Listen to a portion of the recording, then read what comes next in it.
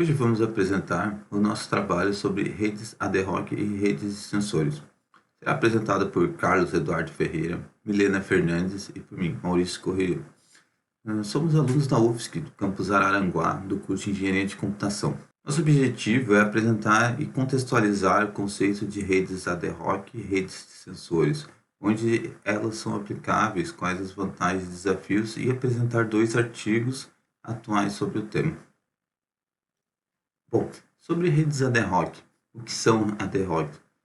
Hoje em dia, no nosso contexto diário, onde possuímos tecnologia e ondas trafegando o ar, temos espaço para redes sem fio, mesmo com uma certa ausência de estrutura. Aí que entra as redes ad hoc. E o que são essa falta de infraestrutura?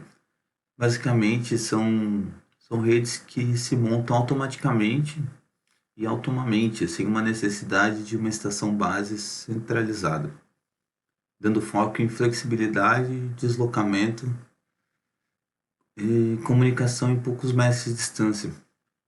O protocolo Bluetooth é um exemplo mais difundido da utilização de uma rede ad hoc, conhecida como MANET, Mobile Ad Hoc Network. As redes de sensores, como o nome já diz, são basicamente uma rede de informação construída por sensores com o objetivo de captar dados, medir variáveis e se comunicar. O tipo de aplicação influencia diretamente a quantidade de nós da rede ou, ou função exercida por cada nó em um sistema multiagente. O sistema pode responder de acordo com certo contexto. Bom, quanto à classificação, a gente extraiu algumas tabelas da tese de doutorado da doutora Linier Beatriz Ruiz, defendida no ano de 2003, e ela traz, quanto à configuração, classificações quanto à composição, podendo ser homogênea ou heterogênea, dependendo, né, se os nós eles possuem a mesma classe de hardware ou não. Organização, ela pode ser hierárquica, ou seja, possui clusters, grupos, e nesses grupos possui nós líderes, chamados clusters head, ou pode ser plana, em que não tem esses grupos, não tem essa hierarquia. Mobilidade pode ser estacionária, ela fica sempre em um local fixo. E móvel, né, a rede pode ser móvel. Densidade balanceada, possui o número ideal de nós para uma determinada aplicação. Densa, possui muitos nós. Esparsa, possui poucos nós. Né? Essas medidas são nós por unidade de área. Distribuição, ela pode ser irregular ou regular. Irregular, os nós eles são distribuídos de forma não uniforme. Irregular, eles são distribuídos de forma uniforme. O tamanho, ela pode ser pequena, algumas centenas de sensores, de nós sensores, média, de centenas a alguns milhares de nós sensores, e aqui vários milhares de nós sensores. Quanto ao sensoriamento, né, é classificado de acordo com a coleta, podendo ser periódica, ou seja, os dados são coletados de tempos em tempos. Contínua, os dados são continuamente coletados.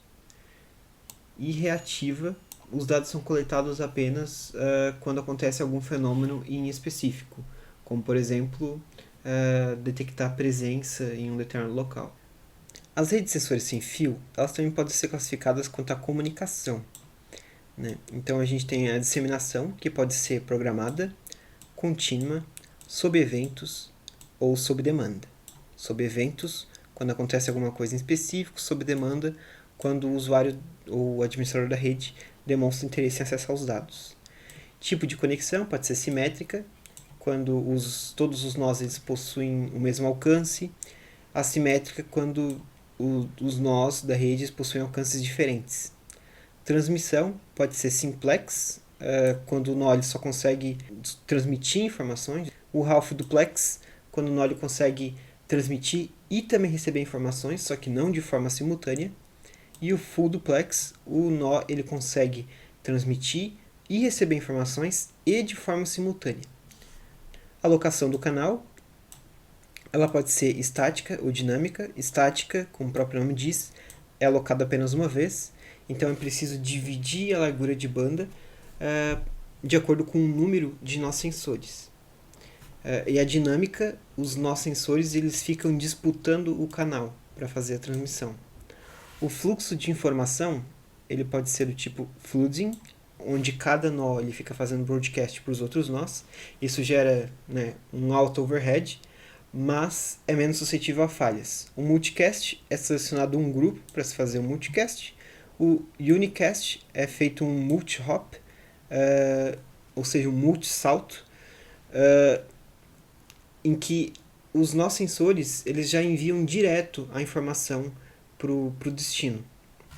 O gossiping é feito uma fofoquinha, né? Ou seja, o nó sensor ele seleciona o nó sensor para o qual ele vai fazer a transmissão. O bargaining, a transmissão ela é feita só quando o destino solicita. Ou seja, é feita uma negociação. A última das classificações trazidas pela autora é das redes sensores sem fio quanto ao processamento. Então a gente tem aqui cooperação e infraestrutura. Na infraestrutura, os nossos sensores executam procedimentos relacionados à infraestrutura da rede, como por exemplo, eleição de clusters head, ou seja, nós líderes. Né? Processamentos do tipo, quando os sensores, os nós, eles fazem processamentos só desse tipo, é considerado cooperação de infraestrutura. Localizada, quando além dos processamentos de infraestrutura, é feito outros processamentos locais básicos. E a correlação, quando os nossos sensores eles estão envolvidos em determinados processos, como compactação das mensagens, por exemplo, né? Em que pode acontecer de diminuir o número de mensagens que são transmitidas e, consequentemente, diminuir também o consumo de energia dessa rede, né? Que é um fator bastante importante para as redes sensores sem fio. Agora eu vou trazer algumas aplicações das redes de sensores sem fio, como supervisão de desastres, medições climáticas, cidades inteligentes e monitoramento de animais. Supervisão de desastres, por exemplo, algo que impossibilite o acesso a determinada região, como um deslizamento de terra. Múltiplos sensores podem ser lançados de um avião e espalhados pela área para monitorar a situação e acompanhar novas ocorrências.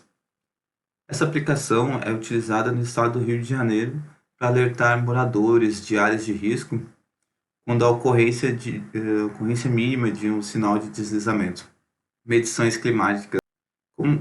Com sensores espalhados pelo mar, por cidades, é possível mensurar diversas variáveis climáticas, como temperatura, umidade, pressão atmosférica, luminosidade ou poluição, possibilitando o mapeamento do clima de um local com maior precisão também. E com esses dados se pode traçar metas de despoluição de um local ou prever mudanças climáticas. Também da Universidade do Rio de Janeiro. E cidades inteligentes, né? Com certeza, uma das principais características de uma cidade inteligente é a grande quantidade de sensores por todos os lados, monitorando e mensurando variáveis como clima, trânsito, tráfego de pessoas, sempre tentando usar de forma mais adequada e eficaz os recursos da cidade. Aqui podemos ver uma imagem, né, do Libelium Smart World, para ter uma ideia da quantidade de sensores que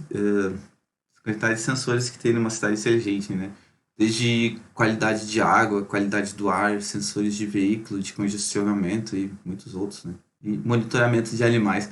Hoje em dia, por conta do desmatamento e risco de extinção de muitas espécies, há uma necessidade de monitoramento com sensores, tanto presos nos animais ou espalhados no habitat natural.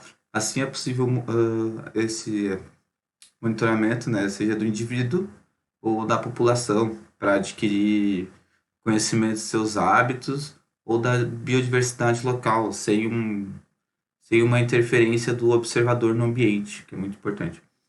E esse exemplo é do projeto de monitoramento de pássaros marinhos em uma ilha da costa de Maine. Redes de sensores sem fio e seus desafios. Muitas vezes essas redes elas são instaladas em locais que impossibilitam a intervenção de técnicos ou operadores. Seria o exemplo do avião que vai até um local inóspito e lança lá os nossos sensores para ficar monitorando aquele local. A energia é um recurso escasso para esse tipo de rede, né? Se é um local inóspito, geralmente não tem tanta estrutura, então como que eu vou alimentar essa rede, né? Essa é uma grande preocupação. Os nossos sensores geralmente projetados em pequenas dimensões, e se eles são projetados em pequenas dimensões, eu vou ter limitação de recursos, limitação de hardware que eu vou poder colocar nele. Tolerância a falhas, né? Como esses nossos sensores eles estão em locais inóspitos, está muito suscetível a perder um nó da rede, a perder um sensor, né? Escalabilidade, geralmente eu começo com uma rede pequena e tem que ser possível ampliar essa rede, que geralmente eu começo com ela pequena e amplio essa rede, né? E o custo de produção, bom, para cada nó vai ter um custo de produção, custo de hardware ali, né? Então eu também tenho esse outro desafio. Agora nós vamos falar um pouco sobre os artigos que foram resumidos nesse trabalho. Ambos os artigos são bem recentes e relevantes, cada um sendo citado por mais de 30 outros artigos, e a gente acredita que eles sejam um bom indicativo de como está o cenário de pesquisa atual na área. Esse primeiro artigo faz uma revisão de aplicações de redes ad hoc veiculares. O princípio por trás dessas redes é a comunicação tanto entre veículos quanto entre veículos e infraestrutura de estradas. As aplicações dessas redes são diversas, mas o artigo dá destaque para aplicações de segurança, principalmente na parte de prevenção de colisões, notificação de placas de trânsito e gerenciamento de acidentes. Também tem aplicações de eficiência de estradas, basicamente monitorando e gerenciando o tráfego por meio de redirecionamentos e controle de velocidade para evitar o congestionamento. Vale também mencionar aplicações comerciais, como de entretenimento, para jogos, filmes dentro do carro, ou para turistas, que para eles vai providenciar informações sobre os arredores e dar sugestões do que visitar e o que fazer na área. Também são mencionados problemas que trazem na implementação dessas redes ad hoc veiculares. A velocidade dos nodos, que pode ser entre 0 e até 200 km por hora, pode dificultar bastante o estabelecimento de conexões. A variação da densidade da rede também pode ter momentos em que pouquíssimos carros estão circulando numa região, enquanto em outro momento está tudo congestionado porque tem mais carros do que as estradas suportam. Os padrões de movimento imprevisíveis também são um fator difícil de resolver, porque se um carro vai se afastar do outro logo em seguida, pode não valer a pena estabelecer uma conexão entre eles, porque gasta energia, gasta largura de banda, gasta recursos que no final vão acabar sendo desperdiçados. Segurança e privacidade, tanto para evitar a disseminação de informações falsas, quanto para proteger a privacidade dos usuários, ou seja, não dar de graça a identidade ou os dados pessoais deles e realmente só disseminar informações relevantes e verdadeiras. Outro problema é o roteamento, devido aos padrões de movimento, a velocidade dos nodos e principalmente a variação de densidade. É necessário mudar a estratégia de roteamento várias vezes ao dia e determinar qual é a melhor opção para um dado momento pode ser complexo. Outro item que não está escrito no slide é a heterogeneidade dos nodos. Os módulos de comunicação desses nodos podem ter sido desenvolvidos por centenas de companhias diferentes e isso pode gerar uma certa discordância na hora de convencionar a troca de informações. Essa imagem mostra um esquema básico para uma rede ad hoc veicular. Compreende a comunicação entre veículos, satélites e infraestrutura de estradas para atender às diversas necessidades que um sistema desses pode ter.